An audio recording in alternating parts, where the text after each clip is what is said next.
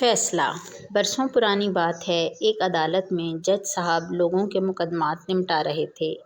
ان کے سامنے ایک مقدمہ لایا گیا۔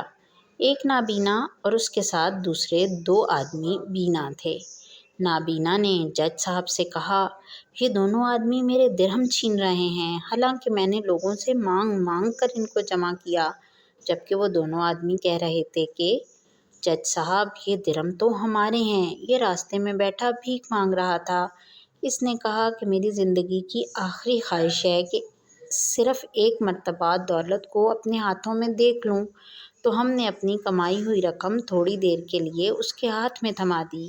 اس نے اس رقم پر قبضہ کر لیا۔ ہم نے اس سے اپنی رقم واپس لینے کی کوشش کی تو اس نے شور مچا دیا۔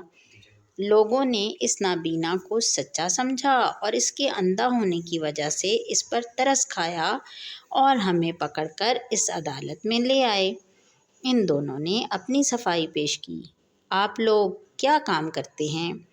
جج صاحب نے پوچھا۔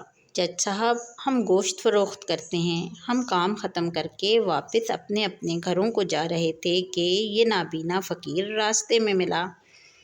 جج صاحب سوچ میں پڑ گئے اور تھوڑی دیر سوچ کر حکم دیا، ایک لوہے کی کڑاہی لائی جائے اور اس میں پانی ڈال کر اسے گرم کیا جائے۔ لوگ خوفزدہ ہو گئے کہ جج صاحب کس کو کڑاہی میں ڈالیں گے، حالانکہ انہوں نے کبھی اس طرح کا ظالمانہ فیصلہ نہیں کیا تھا۔ چنانچہ حکم کے مطابق کڑاہی لائی گئی اور اس میں پانی ڈال کر اسے گرم کیا گیا۔ سب لوگ حیرت زدہ تھے کہ نہ جانے اب کیا ہوگا۔ جب پانی اچھی طرح ابلنے لگا تو اچانک جج صاحب نے درہموں کی وہ تھیلی اس پانی میں الٹ دی اور پھر پانی کی طرف بغور دیکھنے لگے۔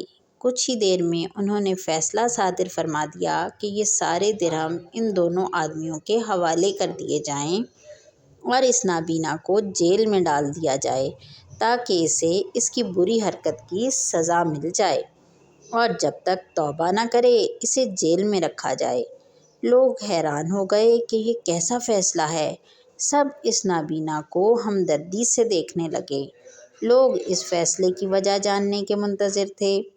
جج صاحب کہنے لگے، میرا فیصلہ حق ہے۔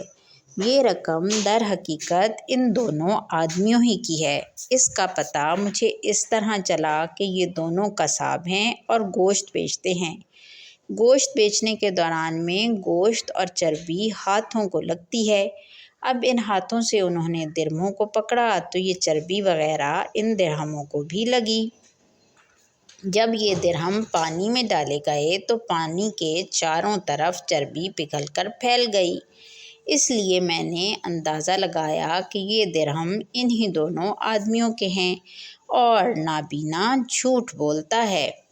جب اس نابینا کو جیل میں لے جانے لگے تو اس نے بھی اپنے جرم کا اقرار کر لیا۔ سارے حاضرین جج صاحب کے اس دیانت اور ذہانت سے پرفیصلے پر خوشی سے جھوم اٹھے۔